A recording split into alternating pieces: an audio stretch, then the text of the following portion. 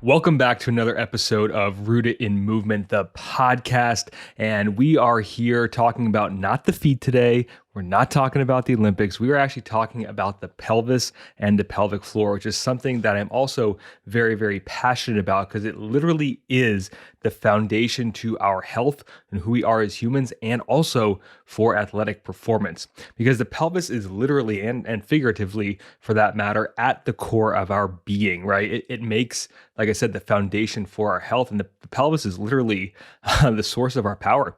It holds and controls and directs our basic human movement patterns, and it produces the power to squat a heavy barbell if you're into that, drive an opponent off the ball if you're a football player, and above all, it actually holds the power to have sex, to make love, to ignite pleasure, and also to facilitate the creation of another human being, right? Think about that. It allows us to give birth, ultimately evolving our human race.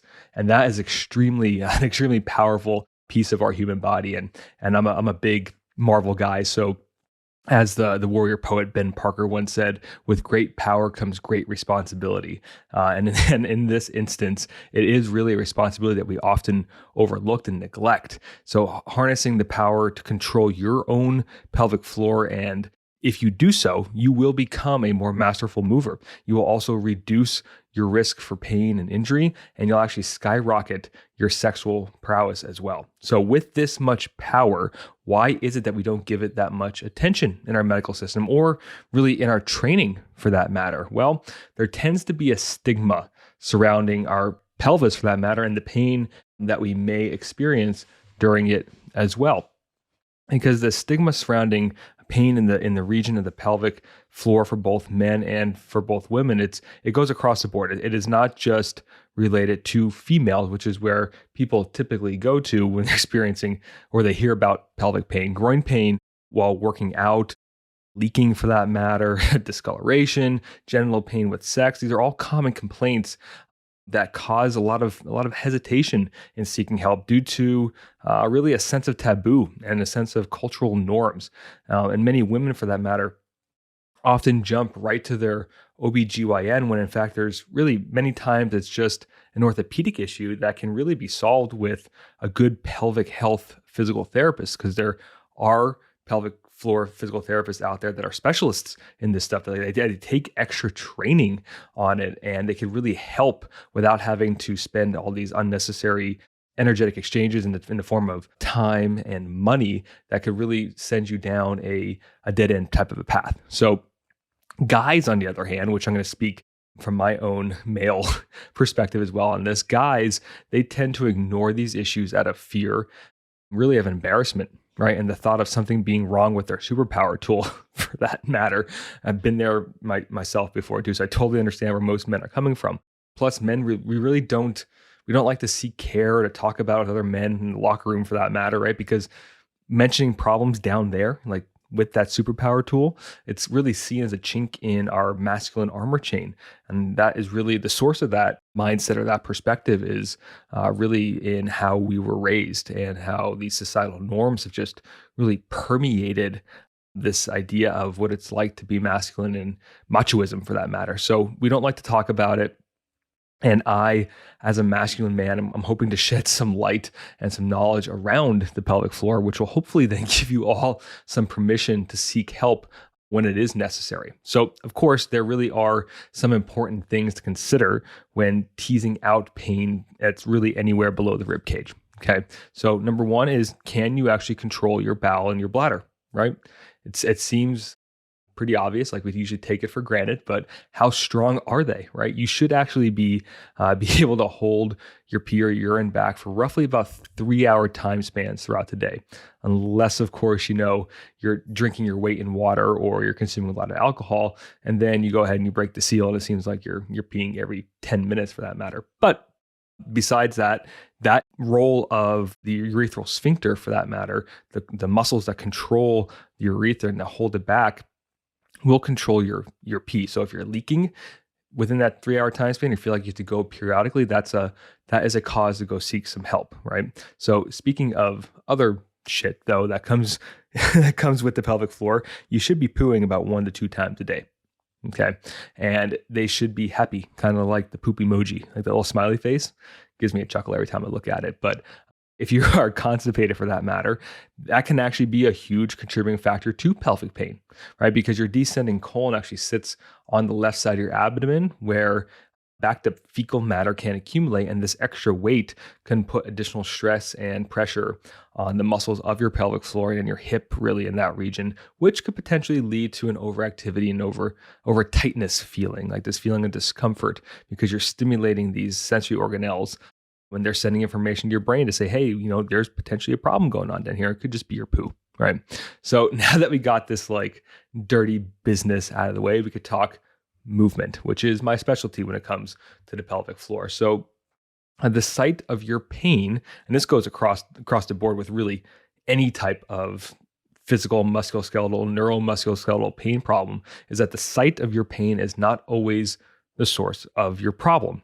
There are many strong, powerful athletes out there, men and women alike, who have terrible hip mobility, for example.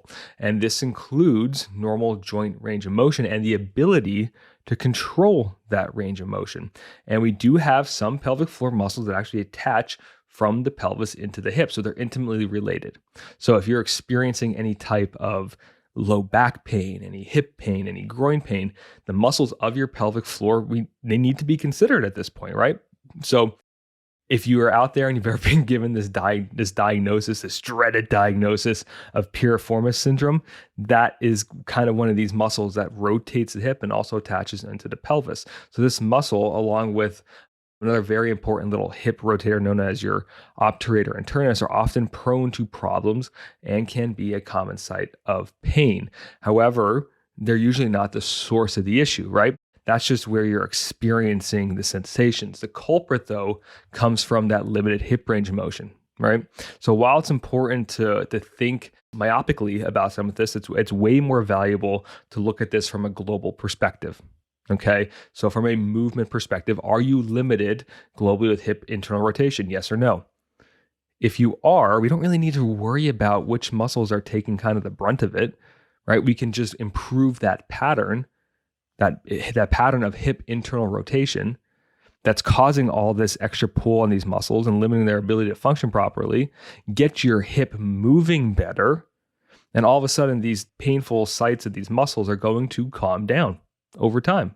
Okay. So I guess a great question here at this point would be to ask yourself, well, how do you know if you have limited hip internal rotation? Okay. Well, a great way to check this out is, can you squat down to the ground? Like, can you do an ass to grass squat? Because you need hip internal rotation to do so in this, what we call a closed kinetic chain movement with your feet on the ground. And sure, you can have your hips tested passively by a physical therapist, but we need to know how well you can actually utilize that range of motion that you may have with your feet on the ground. Because what typically happens is we'll take somebody, we'll lay them on their back or put them on their stomach. And if they're laying on their back, we'll bring their knee like up to about halfway up to their chest at this 90-degree hip range of motion mark, and we'll start rotating the femur in and out and seeing how much hip internal rotation range of motion that they have.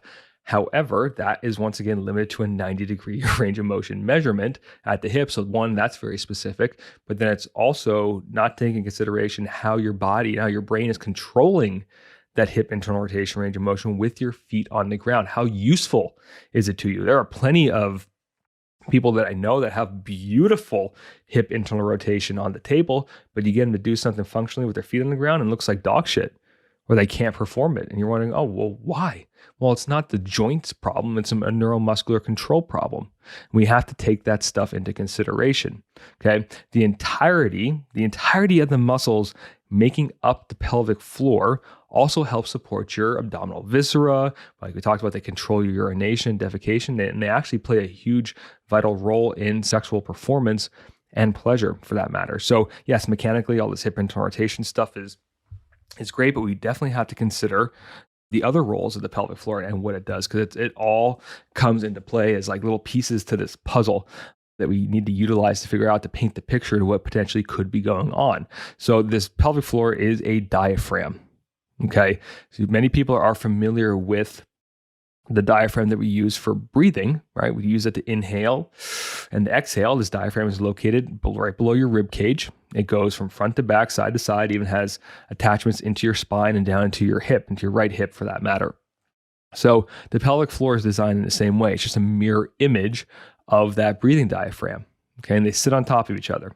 So this diaphragm in particular works in conjunction with the diaphragm that sits above it, that breathing diaphragm, which is integral in controlling essentially pressure throughout the day, right? So that these two very important structures create the top and the bottom of, you can think about it as like a cylinder that we typically like to call your core type, or your trunk for that matter. And along with the diaphragm that actually sits under your jaw and the two under your feet or your arches, they all work together. So we actually have 4 diaphragms, and this might be a conversation for another podcast, but we have 4 diaphragms, one that sits underneath your jaw, like I just said. You have your breathing diaphragms under your rib cage, your pelvic floor diaphragm that we're talking about now, and then the diaphragms I like to talk the most about, which are the ones underneath your feet, your arches. The commonality between all these, for you to visualize this, is that they're all domes, okay? And they all need to work together. So with their main synergistic role being this pressure control that we just talked about throughout the day, okay? Athletes need to be even more efficient at regulating this pressure, especially when lifting heavy weights and going overhead with weight, or even running, sprinting, and even just walking and hiking for that matter. So their main role is this pressure regulation, and they should be working in conjunction or coordinated in a synergistic manner with each other.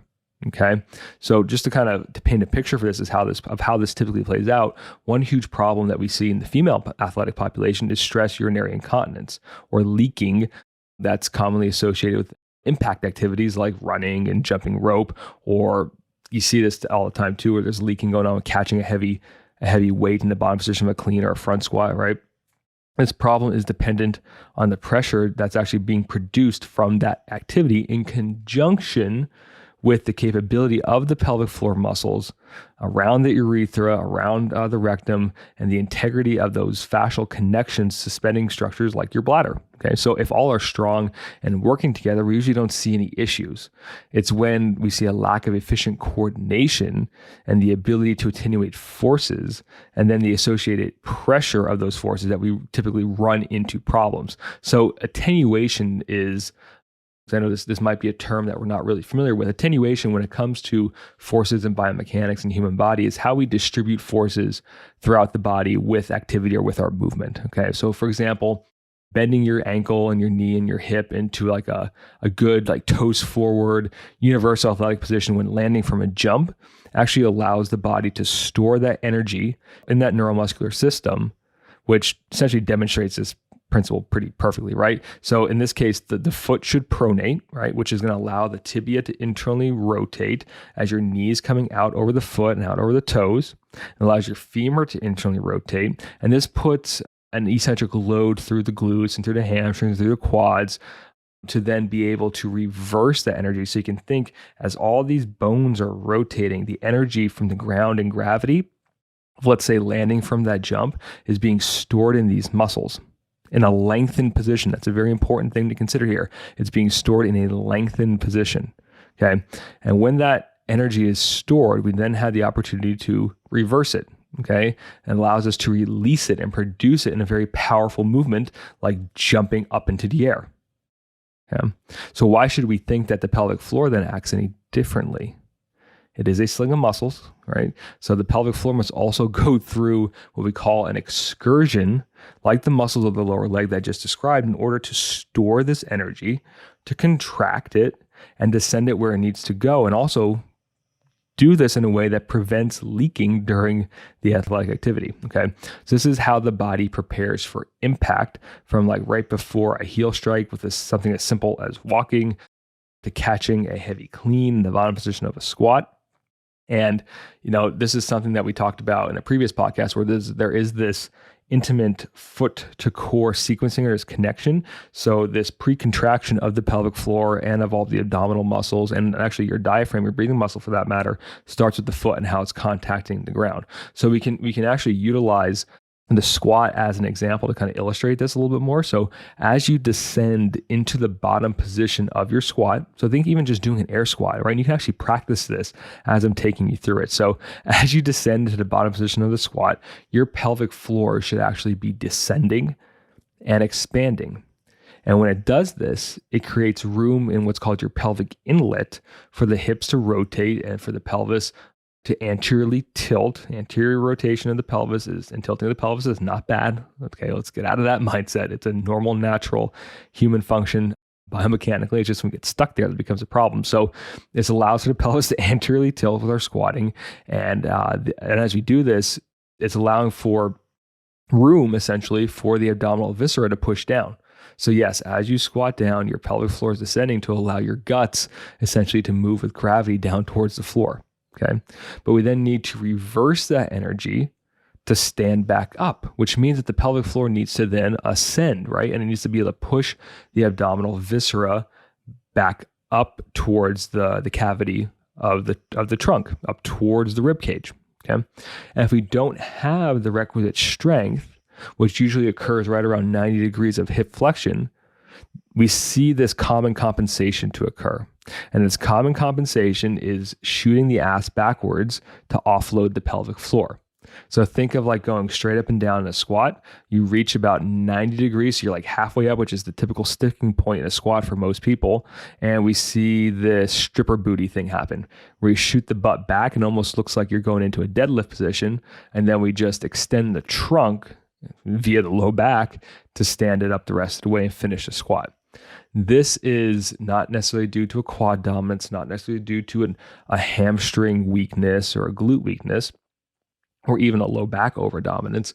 It is because of the pelvic floor. We're trying to push the butt back in order to offload the pelvic floor because it cannot handle the stress of gravity and the abdominal viscera at that position to finish with that load that you have on your back. Okay, so that's something that you can assess. Video yourself.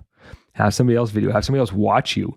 Do you do this around 90 degrees? If so, working on your pelvic floor is going to help you, I promise you. So in order to do so, well, you're probably asking yourself the question, how do we strengthen the pelvic floor? And I hate to tell you, it's not all about Kegels. Okay, it's really not that simple. This is why this gripping action of the Kegel of the pelvic floor through this Kegel exercise doesn't really fit well with what is happening mechanically with the rest of the body. Okay, so I challenge you to do this. Try going out for a run or sprinting and trying to hold your pelvic floor up the entire time. Just go do that. You can't, right? The muscles of the pelvic diaphragm can't generate any power there unless they're allowed to go through that excursion of that lengthening, that descending, and that contraction that's necessary to maintain function. Okay, we need that. So even when you're moving fast, there is still this lengthening, this descending of the pelvic floor. It just might be happening quicker as compared to something like the squat. So like when you're jumping rope, when you're outside running, you're getting this lowering and ascending of the pelvic floor. It's happening at a faster cadence. Okay, it's the same thing that occurs at our feet, right? The feet are the diaphragms of the lower body of the foot and the ankle. The arches, sorry, for that matter, the arches will pronate, which means they're lengthening, and they will have to respond quickly with each running step to supinate and then generate that energy back up the rest of the body. Okay, it's happening. We can't prevent it, and nor should we try to control it for that matter. We just need to be able to embrace it and understand it a little bit better. Okay. We can't just hold everything into a contracted position in the pelvic floor or even a supinated position in the foot and the ankle. It's not going to work out for you. It's going to cause a lot of paralysis by analysis and make things not work. Okay. So I want you to think about the last time you hit a set of heavy bicep curls. Okay. In order for the bicep to produce any force to give you that pump and that peak that you desire, if you're into building up your arms, the biceps must lengthen first.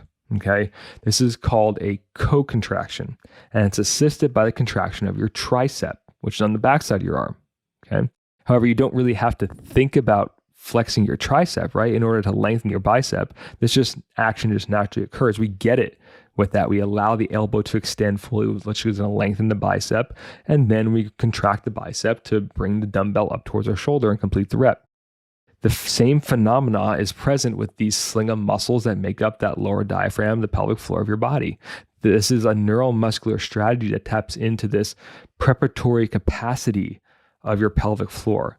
And this should happen naturally, yet so many athletes continue to struggle with it. So unlike these big prime movers of your lower body, like your quads, your hamstrings, your glutes, it's going to take a little bit more time to train these smaller muscles and allow them to catch up. And we all begin this way. Honestly, I like living by this motto of always being a white belt, We're all novices at some point with something new that we're training. We begin in this stage of conscious incompetence. What this means is that you understand there's a problem and you just need some education to help solve that problem. Okay. So developing these muscles, like for example, there's a muscle called your pubococcygeus. That's actually a really important one for sexual function, which we're going to talk about in another podcast for sure, because I think I'm definitely going to do a series on this. So muscles like this pubococcygeus takes utilizing the breath and focused work on engagement of these specific groups with a concentrated effort that actually allows us to enter into the next stage of learning, which is your conscious competence. Okay, so you're thinking about it, you've got all the education, you know what to do, but you still have to think about it, right? And that's the kicker. Okay. But this isn't ideal. And the reason why it's a kicker is because it's not ideal for sport where speed is king, or for any type of recreational activity for that matter, right? You don't want to have to be thinking about your pelvic floor at all times. You shouldn't have to think about contracting your pelvic floor and trying to throw a 90-mile-an-hour fastball for that matter, right? We then need to integrate this new conscious awareness of our pelvic floor into faster movements and layer in speed in order to gain this, what we call unconscious competence with this neuromuscular strategy where it's just happening naturally. So that's going to be the end goal. So where do we begin, right? Well, I need you to understand that before we go into any specific details, 'cause I'm going to give you guys some actionable items here. We need to understand that the pelvic floor is always on. It's never off. Okay, so it's an endurance muscle. And the majority of the time, they are acting as endurance muscles. And they only relax when we need them to essentially release waste from the body, right? Relax fully to release waste from the body. But remember, they are going through that lengthening stage, but they're still active because they're not relaxed fully there yet. However, it's still important to train that fast twitch, that power function, the component of the pelvic floor as well. So I want you to kind of remember back to the last time you had to pee so bad in a car ride, okay? And you're just holding it for dear life because mom and dad wouldn't stop at a rest stop, or maybe there wasn't one for like 60 miles and you knew you were in for a long haul. Or you got a case of Montezuma's Revenge, something that happened to a lot of us on our Olympic trips to Mexico. It just happens, right? We've all been there. It's nothing to be embarrassed of. The point is that those little muscles that control your pee and your poo, they're working overtime. They're contracting as hard as they possibly could to save you from a potentially embarrassing moment here, right? So they also have this capability to shift to a more fast twitch orientation with exercise. So stabilization and bracing, like when catching a heavy weight in a clean or jumping rope, it prevents this common leaking that occurs that we see in many, many gyms all around the world. So some athletes actually not just athletes, all of us, right? Some humans, I should say, have pelvic floors that don't know how to relax, right? Their muscles tend to stay tight and have a difficulty contracting and relaxing for that matter, but they're stuck in more of this shortened state. So other athletes or humans tend to have the more commonly thought of though as these weak pelvic floor muscles where they're stuck in more of this lengthened state. You can be on either end of the spectrum, right? That's important to understand. And these people, like the lengthened state people, their muscles often have a very hard time coordinating contractions, leading to very poor pelvic positioning. So this is what we typically see with people who are in this constant anterior pelvic tilt. We know there are specific pelvic floor muscles that are in this lengthened position, which could then lead to leaking and then even pelvic floor bulging for that matter, and even hernias as well. Those also develop from this constant lengthened state. Okay, this is why you can't solely focus on Kegel exercises. You can't, because strong contractions of your pelvic floor may not be necessary for you, right? So think about this. If your muscles are truly weak, then yes, then varying different rep ranges and lengths of holds with something that looks like a Kegel could help you tremendously. But what happens if you're those other types of people where you're tight and you're contracted and you're shortened, right? What happens if those guys are overworked and they're stressed out? In that case, learning how to relax these muscles would actually be much more appropriate. This is where the breath comes into play. It's actually the philosophy that I use with people when teaching them about breath work and teaching about their pelvic floor is like any other muscle in the body. Muscles like working through a full excursion, right? They like going from a fully lengthened state and into a fully contracted state.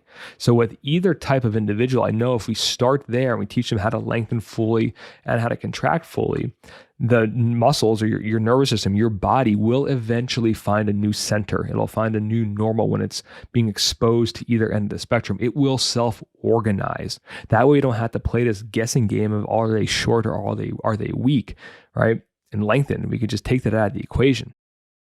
Okay.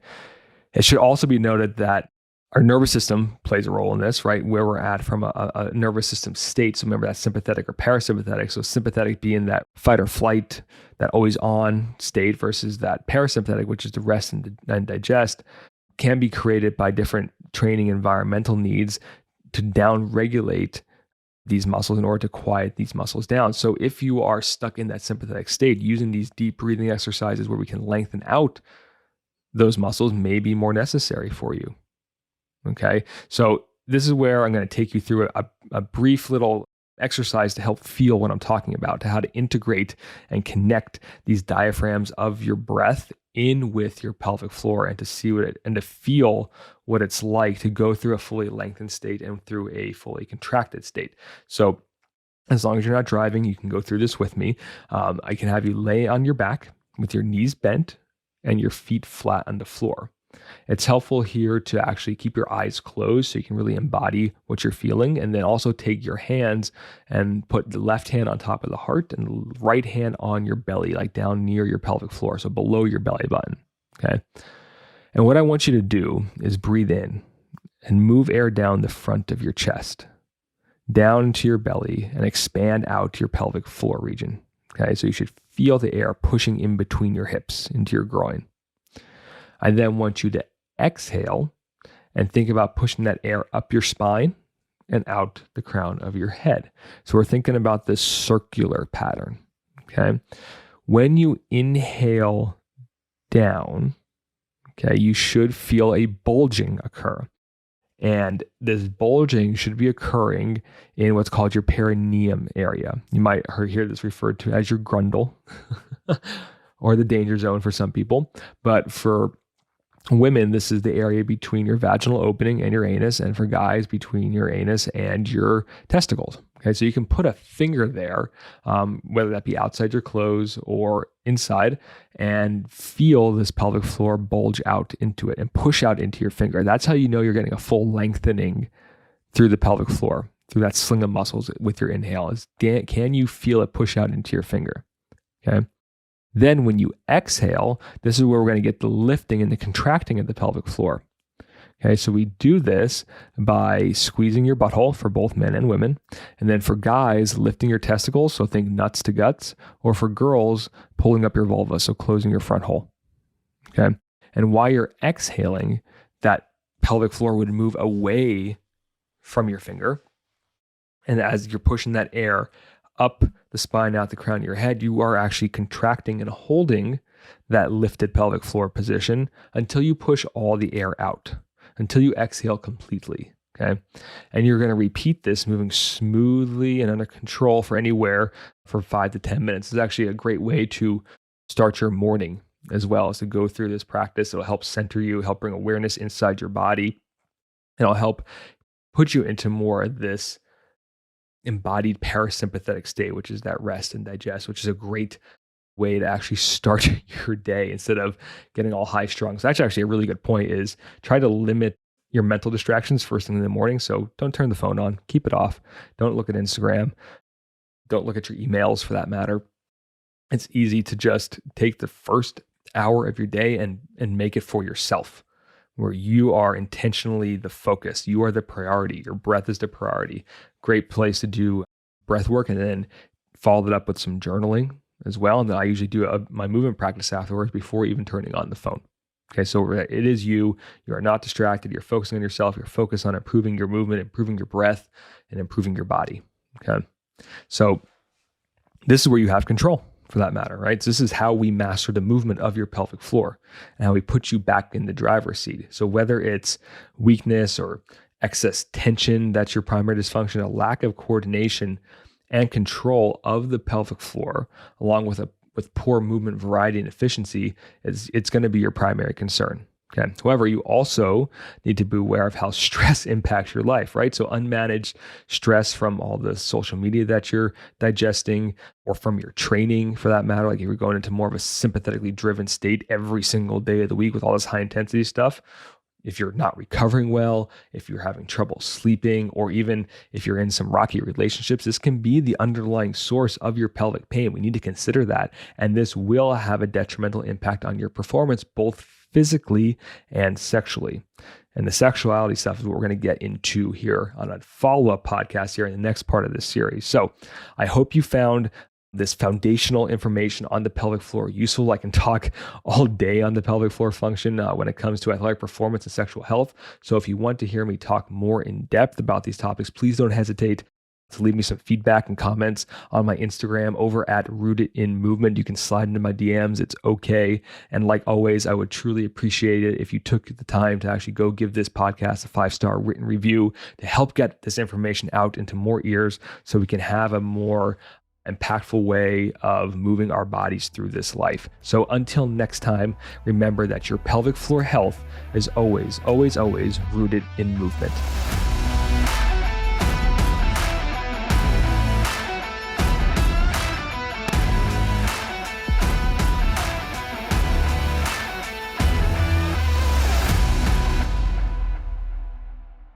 I am Thor.